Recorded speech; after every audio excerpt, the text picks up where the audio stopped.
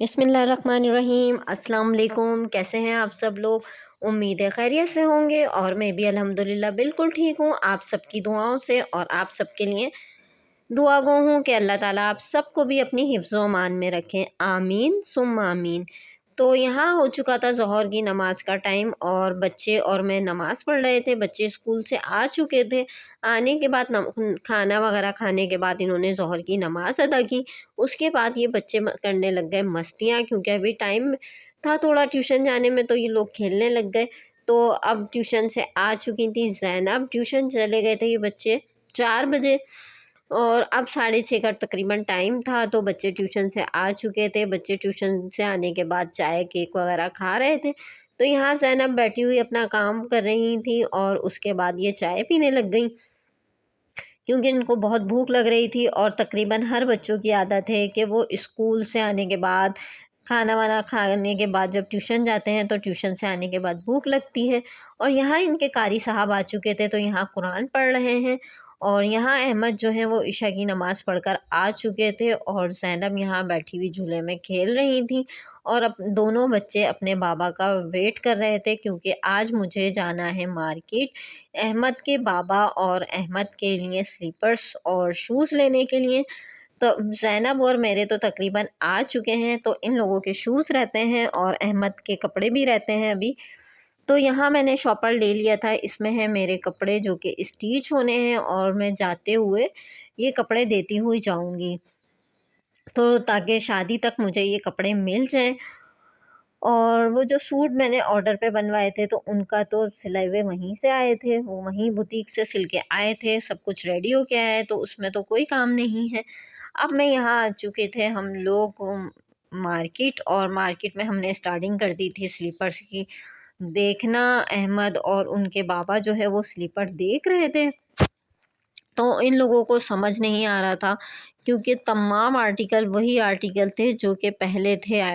यानी कि ईद पर, ईद के बाद, बकरीद पे कोई न्यू आर्टिकल नहीं था। इतने एक्सपेंसिव रेट हो चुके हैं, इतने एक्सपेंसिव कि इसी इन्हीं शॉपों से जो इजीली 2000 की स्लीपर मिल जाया करती थी, अब तो 2000 का नामो निशान भी नहीं है। तो अहमद के लिए शूज़ लेने थे और स्लीपर लेनी थी और इनके बाबा के लिए भी, लेकिन इतना ढूंढने के बाद भी कोई न्यू आर्टिकल नज़र नहीं आ रहा था। कुछ समझ नहीं आ रहा था। दोनों अब्बा बेटे दोनों ढूंढ रहे थे अपने स्लीपर्स, लेकिन यहाँ उनको कुछ समझ नहीं आ रहा था। अच्छा, अहमद को सिर्फ़ और सिर्फ एक शूज़ समझ आया, वो था 6000 का। तो वो मैंने लेने नहीं दिया। वो इस वजह से लेने नहीं दिया कि अहमद का पैर माशाल्लाह माशाल्लाह बहुत तेज़ी से बढ़ रहा है। इनके कपड़े भी बहुत जल्दी-जल्दी छोटे हो रहे हैं, क्योंकि ये एज ऐसी है कि इसमें जो है बच्चे बहुत माशाल्लाह तेज़ी से बढ़ रहे होते हैं। तो वो फिर मैंने नहीं लेने दिया। मैंने कहा ये अभी नहीं लें, अहमद जब पाँव एक जगह ठहर जाए उसके बाद आप इतना एक्सपेंसिव लें, तो समझ आता है। तो यहाँ ज़ैनब अपने घर में पहनने के लिए स्लीपर देख रही थी और उनको यहाँ समझ नहीं आई। ये बाटा की शॉप थी। तो ज़ैनब को मैंने बताया कि एड़ियों में दर्द होता है, तो इसकी वजह से उसके लिए सॉफ्ट स्लीपर लेनी पड़ती है। तो घर में पहनने के लिए मैं उनके बाटा की स्लीपर देख रही थी, नहीं समझ आया। और यहाँ फिर हम लोग स्लीपर देखने लग गए। तमाम ब्रांड्स को यहाँ पर देख लिया था, लेकिन कोई ब्रांड्स ऐसा नहीं था जहाँ कोई न्यू आर्टिकल हो। हर ब्रांड पे वही पुराना आर्टिकल था और इतना एक्सपेंसिव था कि समझ नहीं आ रहा था।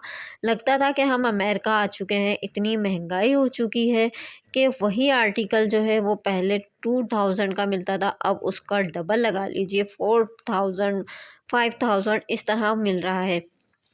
खैर, हमने मार्केट देखी, तमाम शॉप्स देखी, ब्रांड देखे, लेकिन हमें वहाँ समझ नहीं आया। उसके बाद फिर हम आ गए मॉल, और यहाँ मॉल आकर हमने देखना शुरू कर दिया। लेकिन जैसे ही हम मॉल में घुसे तो मैं अहमद को बता चुकी थी कि अहमद और ज़ैनब को यहाँ मास सफ़दर की शॉप है। तो अहमद और ज़ैनब सुनकर पागल हो गए और कहने लगे हम तो जा रहे हैं मास सफ़दर की शॉप पर। वो लोग वहाँ भागने लग गए और इनके बाबा इनको पीछे-पीछे जाते रहे कि ये लोग बच्चे कहाँ जा रहे हैं, और मैं थी इनके पीछे-पीछे। तो माँ सफदर का नाम सुन के ये दोनों इतने खुशी से पागल हो गए और उनको लग रहा था कि शायद माँ सफदर वहाँ बैठे हुए हैं।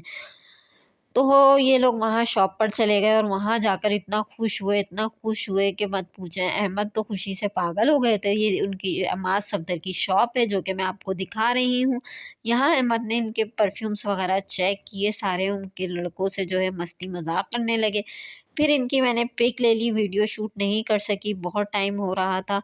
तो बस इनकी सिर्फ़ और सिर्फ पिक्स ली और फिर हम दोबारा से स्लीपर्स ढूँढने लग गए और स्लीपर्स नहीं समझ आ रही थी। टाइम हो चुका था 10:30 से पौने 11। कुछ शॉप्स जो हैं वो बंद होने लग गई थी। तो मैंने इन लोगों को कहा कि अब घर चलते हैं, बहुत टाइम हो चुका है, यहाँ नहीं समझ आ रहा। तो ये है कि अब जो है चलेंगे किसी और मार्केट में जहाँ समझ आ जाए और ले लें। तो अहमद तो राज़ी हो चुके थे, उनके बाबा भी, और ज़ैनब यहाँ कह रही थी आप क्या हमें सिर्फ़ ऐसे ही घुमाने लेकर आई हैं, कुछ तो ले लें, कुछ तो ले लें। लेकिन यहाँ कुछ समझ ही नहीं आ रहा था, तो क्या लेते? ज्वेलरी बहुत अच्छी थी लेकिन हम ऊपर नहीं जा सके, ऊपर जाकर लेने की बिल्कुल हिम्मत नहीं थी क्योंकि हम इतनी शॉप्स देख चुके थे कि पैर अब थक चुके थे, कहीं जाने की हिम्मत नहीं थी। अब बस यही मूड हो रहा था कि बस घर चले जाएँ। तो यहाँ हम लोगों ने बहुत शॉप पर, तमाम शॉप्स पर हमने स्लीपर, सैंडल, शूज़, तकरीबन हर चीज़ देखी लेकिन नहीं समझ आया। तो फिर अहमद ने कहा कि बस अब चलते हैं। अहमद भी थक चुके थे क्योंकि अहमद को बिल्कुल भी आदत नहीं है। ज़ैनब तो फिर हम लोगों के साथ शॉपिंग पे चली जाती है। अहमद अक्सर घर में रहते हैं तो उनके पैरों में दर्द शुरू हो चुका था और ये थे बच्चों के कपड़े, कुछ अच्छा था ये सब कुछ, लेकिन जो है जो चीज़ चाहिए थी वो हमें नहीं मिली। और ये हो गई थी हमारी विंडो शॉपिंग। हमारा बहुत टाइम वेस्ट हुआ था, बहुत अच्छा मॉल था, लेकिन जो है सब कुछ वैसे ही था। तो यही था व्लॉग, मिलते हैं अगले व्लॉग में। अल्लाह हाफ़िज़।